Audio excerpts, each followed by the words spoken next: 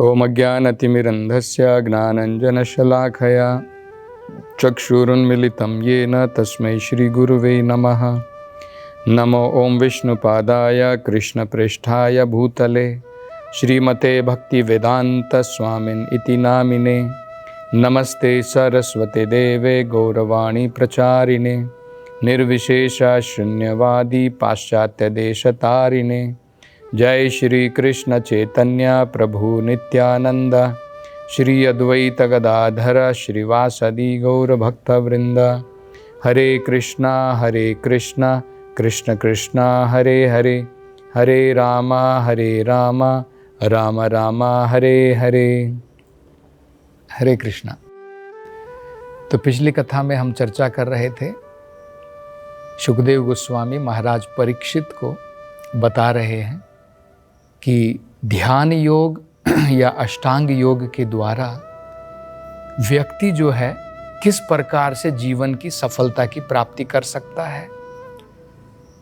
धीरे धीरे आत्मा को, अपने प्राण को मूलाधार से लेकर के ब्रह्मरंध्र तक उठाकर उसे प्राण त्यागने चाहिए और बिना रास्ते से भटके हुए भगवत धाम की तरफ पूर्ण रूप से शुद्ध होने के पश्चात वहाँ पर प्रवेश करना चाहिए। और हम उसके बारे में चर्चा कर रहे थे कि इस रास्ते में अनेकों प्रकार के डाइवर्जन हैं, अनेकों प्रकार के प्रलोभन होते हैं। जैसे उदाहरण के तौर पर अनेकों उच्च ग्रह हैं जहाँ पर हो सकता है कि व्यक्ति भगवत धाम जाने से पहले सोचे कि क्यों ना मैं स्वर्ग लोकों की यात्रा कर लूं। तो वहाँ पर जाने के पश्चात हो सकता है कि व्यक्ति जो है उसमें मुग्ध होकर के दोबारा अपने जीवन के लक्ष्य को भूल जाए।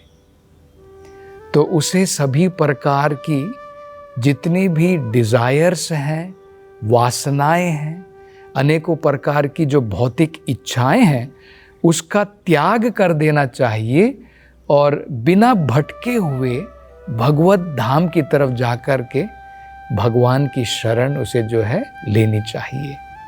ये शुकदेव गोस्वामी बताते हैं। ये भी बताया गया है कि अष्टांग योग के द्वारा अष्ट सिद्धियों की भी प्राप्ति की जा सकती है। तो इसके द्वारा क्या होता है, जब व्यक्ति को अनेकों प्रकार की सिद्धियां प्राप्त हो जाती हैं तो वो अपने लक्ष्य को दोबारा भूल सकता है। ये भी एक प्रकार का प्रलोभन होता है और हो सकता है कि व्यक्ति अपने परम लक्ष्य की प्राप्ति ना कर सके। तो 8 प्रकार की सिद्धियां होती है। एक उदाहरण बताया जाता है कि एक बार एक योगी जो है अनेकों साल उसने जो है योग की जो है उसने प्रैक्टिस की, तपस्याएं की और उसके बाद में जो है उसे कुछ योग सिद्धि की प्राप्ति हो गई। तो योग सिद्धि की प्राप्ति होने के पश्चात वो व्यक्ति अपने गांव में वापस आया। वापस आने के बाद में उसने सभी गांव वालों को वहां पर बुलाया और बुला करके कहा कि हे ग्रामवासियों, मैं तुम्हें अपनी योग सिद्धि का प्रदर्शन करके दिखाऊंगा। और ये योग सिद्धि क्या है कि मैं ये जो नदी आप देख रहे हैं यहाँ पर, इसके ऊपर बिना किसी भी वस्तु के केवल अपने पांव के बल पर यहाँ से चल करके जाऊंगा, बिना उसमें तैरते हुए, और मैं इस नदी को पार कर पाऊंगा। तो सारे लोग वहाँ पर इकट्ठे हो गए और बड़े ही आश्चर्य के साथ में अब वो देखना चाहते थे कि भाई किस प्रकार से इस नदी के ऊपर से ये आदमी चल करके जाएगा, बिना तैरते हुए, बिना स्विमिंग के इस नदी को वो कैसे पार करेगा। तो वहीं पर उस गांव में एक थोड़े अनुभवी व्यक्ति थे, एक वयस्क व्यक्ति थे। तो तो वो वहाँ पर आए और उन्होंने गांव वालों से कहा कि भाई तुम अपना समय क्यों बर्बाद करते हो, इस प्रकार के जो है तुम इसको देखना चाहते हो कि इस व्यक्ति ने किस प्रकार की सिद्धि की प्राप्ति की है। उन्होंने कहा इसकी सिद्धि का मूल्य जो है, जो इसने प्राप्ति की है, वो एक आने के बराबर है। तो वो जो योगी था उसको बड़ा क्रोध आ गया। उसने कहा कि मूर्ख, मैंने इतने साल तपस्या करने के बाद में योग सिद्धि की प्राप्ति की है, जिसके द्वारा मैं पानी के ऊपर चल के नदी पार कर सकता हूं, और तुम कहते हो कि मेरी योग सिद्धि एक आने के बराबर है। तो वो जो अनुभवी व्यक्ति था, वयस्क व्यक्ति था, वो कहते हैं कि मैं बिल्कुल ठीक कह रहा हूं, क्योंकि तुमने इतने साल जो योग की जो तपस्या की है, उसके बाद में जो तुमने सिद्धि प्राप्ति की है कि भाई तुम पानी के ऊपर चल कर के नदी पार कर सकते हो, वो कहते हैं कि मैं तो ये एक नाव वाले को एक आना दे करके, 1 रुपया दे करके मैं जो है नदी को पार कर सकता हूँ, और तुमने 20 साल में जा कर के वो सीखा है, इतने साल तपस्या करने के बाद में तुम पानी के ऊपर चल कर के नदी पार करोगे, उसका क्या फ़ायदा है, हम तो नाव के ऊपर बैठ कर के भी नदी पार कर सकते हैं। तो मतलब ये जो योग सिद्धियां हैं ये टेम्परेरी हैं, अस्थाई हैं। इनके द्वारा हम हो सकता है भौतिक अनेकों प्रकार के जो अपने पराक्रम दिखा सकते हैं, अनेकों प्रकार की चीज़ों को भोग सकते हैं, हजारों गुना जो बाकी के लोग भोग रहे हैं उनसे ज़्यादा हम जो है भोग वस्तुओं को उसमें आनंद ले सकते हैं। लेकिन फाइनली देखा जाए तो सब टेम्परेरी है, उससे आध्यात्मिकता का तो कोई लेन देन नहीं। तो ये भी एक प्रकार का प्रलोभन होता है, ये भी एक प्रकार का डाइवर्जन है। तो ये अष्ट सिद्धियां जो वेदों में बताई गई हैं, जो अष्टांग योग के द्वारा प्राप्त की जा सकती हैं, वो क्या क्या होती हैं। तो पहली बताई जाती है अणिमा। जैसे शब्द के द्वारा आप समझ सकते हैं, अणु का मतलब होता है एक छोटा एटम।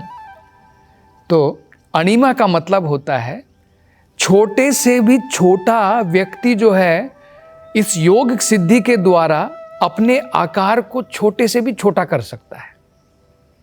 जैसे उदाहरण के तौर पर मान लीजिए आप एक योगी को कैद कर लेते हैं, कहीं पर आप जो है उसको जेल में बंद कर देते हैं।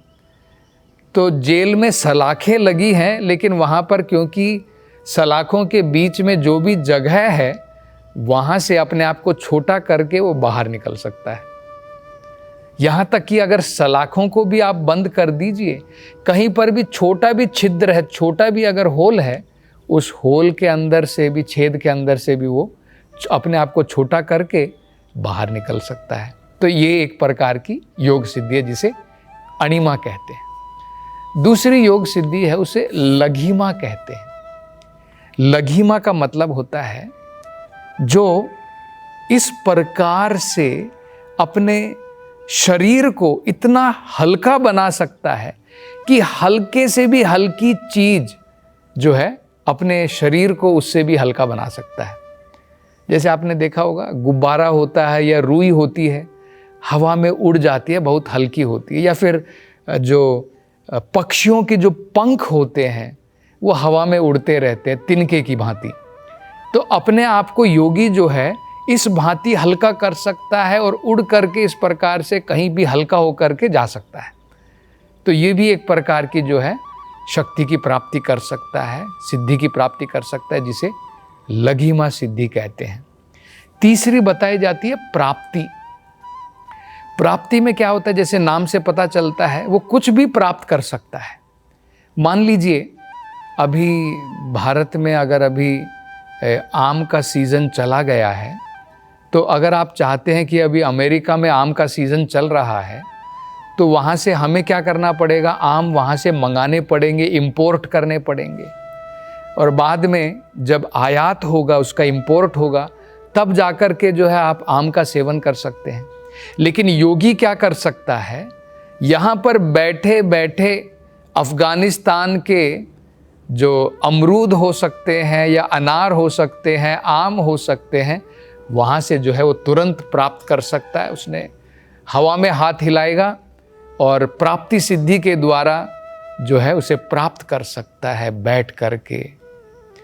तो ये भी एक प्रकार की योग सिद्धि है। आजकल तो देखने को नहीं मिलती है, इस प्रकार के योगी तो नहीं है, लेकिन फिर भी हम देख सकते हैं कि ये भी एक प्रकार की योग सिद्धि होती है। अगली है महिमा। तो ये लघिमा के ऑपोजिट होती है, उल्टी होती है। लघिमा का मतलब है अपने आप को हल्के से भी हल्का कर सकते हैं। जैसे ये हम कृष्ण कथा में भी देख सकते हैं, तृणावर्त जो राक्षस था उसके अंदर में इस प्रकार की शक्ति थी। अपने आप को उसने इतना हल्का कर लिया कि भगवान कृष्ण को बवंडर में जो है लेकर के उड़ करके चला गया।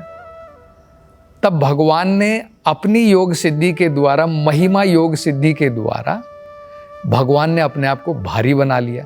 लघिमा का मतलब है हल्का और महिमा का मतलब होता है भारी बनाना। तो भगवान इतने भारी हो गए कि पहाड़ से भी ज़्यादा, और तब जो है तृणावर्त को दोबारा धरती पर आना ही पड़ा भगवान को वापस छोड़ने के लिए। तो इसे कहते हैं महिमा सिद्धि, अपने आप को भारी से भी भारी बना सकना। ये भी एक प्रकार की सिद्धि होती है। अगली है ईशित्वा। ईशा का मतलब हम समझते हैं जो कंट्रोल कर सकता है, ईशित्वा।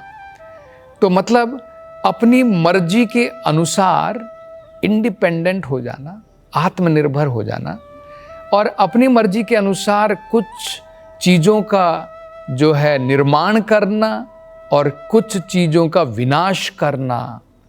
ये जो है इस प्रकार की शक्ति कहलाती है ईशित्वा। तो ये भी एक प्रकार की जो है योग सिद्धि होती है। अगली होती है वशिता। किसी को, दूसरे व्यक्ति को अपने वश में करना, या फिर भौतिक पदार्थों को, भौतिक शक्तियों को अपने वश में करना। तो ये भी एक प्रकार की योग सिद्धि होती है। सातवीं बताई जाती है प्राकम्य। मतलब ऐसी शक्ति, ऐसा पराक्रम व्यक्ति के पास में हो जाता है, योगी के पास में हो जाता है कि अपनी सभी इच्छाओं को, भौतिक इच्छाओं को वो पूर्ण कर सकता है। उसकी भौतिक इच्छाएं जो है, जैसे हम लोग कुछ इच्छा करते हैं तो कई बार हम लोग जो है कहते हैं ना, चेजिंग आवर ड्रीम्स। हम ख्वाब देखते हैं, हम सपने देखते हैं, मुझे ये प्राप्त करना है, और फिर हम उसके पीछे भागते हैं और कई बार विफल हो जाते हैं। लेकिन योगी जो है, जो भी वो इच्छा करता है भौतिक संसार के अंदर में, सब प्रकार की इच्छाओं को वो पूर्ण कर सकता है। और आठवीं होती है कामवसायिता। मतलब जो भी रूप वो चाहे अपनी मन मर्जी से उस रूप को धारण कर सकता है। ये भी हम भगवान कृष्ण की लीला में देख सकते हैं। जो पूतना राक्षसी थी, उसने जो है बड़ी ही अप्सरा का रूप धर लिया था, सुंदर रूप धर लिया था। तो उसके पास में भी इस प्रकार की शक्ति थी और कोई उसको पहचान नहीं पाया था। जब वो वहाँ पर वृंदावन में जब इस प्रकार का रूप धर के आई थी वो पूतना राक्षसी, तो वहाँ पर उनको गोकुल में कोई नहीं पहचान पाया था। तो ये भी एक प्रकार की योग सिद्धि होती है, अपनी मन मर्जी के द्वारा कोई भी रूप धारण कर लेना।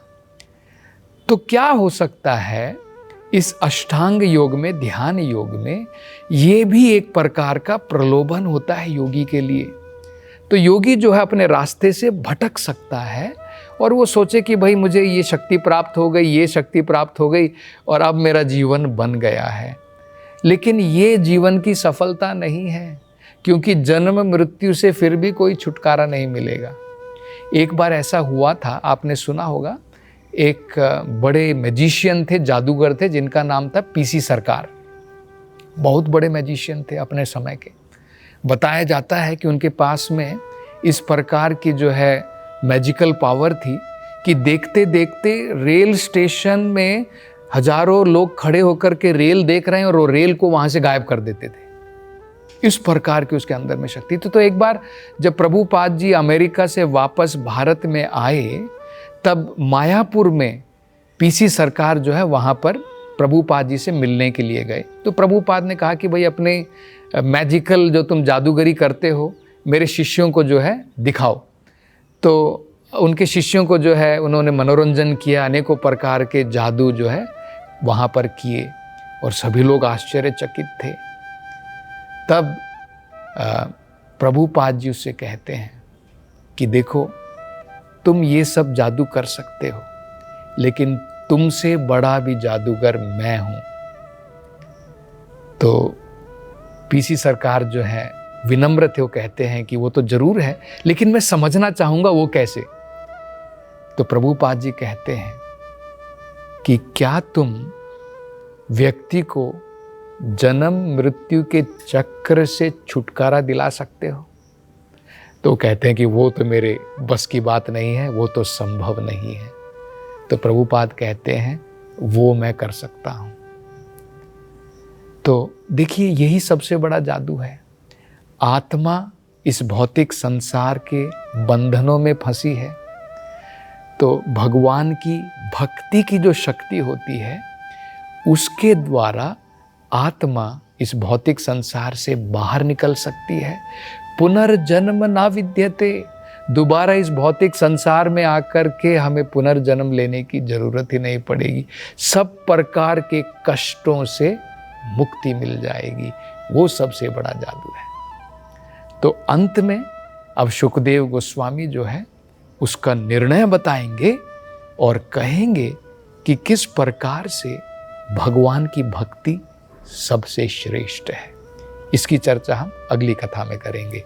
हरे कृष्णा। हरे कृष्ण मूवमेंट के संस्थापक आचार्य श्रील प्रभुपाद की हार्दिक इच्छा थी कि भगवान श्री कृष्ण और श्रीधाम वृंदावन की महिमा का पूरे विश्व में प्रचार हो। मथुरा वृंदावन में निर्माणाधीन गगनचुंबी वृंदावन चंद्रोदय मंदिर श्रील प्रभुपाद के इस उद्देश्य को समर्पित है। यह परियोजना वृंदावन को विश्व मानचित्र पर एक अनुपम छवि प्रदान करेगी। स्कंद पुराण में उल्लेखित है कि भगवान श्री कृष्ण के लिए एक मंदिर का निर्माण प्रारंभ करने मात्र से 7 जन्मों में किए गए पापों का नाश हो जाता है और ऐसा करने वाला व्यक्ति नरकीय लोकों में कष्ट भोग रहे उसके पूर्वजों को मुक्त कर सकता है। अतः एक सुनहरा अवसर है भगवान श्री कृष्ण के लिए विश्व के सबसे ऊंचे मंदिर के निर्माण में सहयोग देकर सर्वोच्च पुण्य का भागीदार बने। 1 स्क्वायर फीट मंदिर निर्माण सेवा राशि 2100 रुपए मात्र। अधिक जानकारी के लिए संपर्क करें 8585850033 एवं 77259 77260।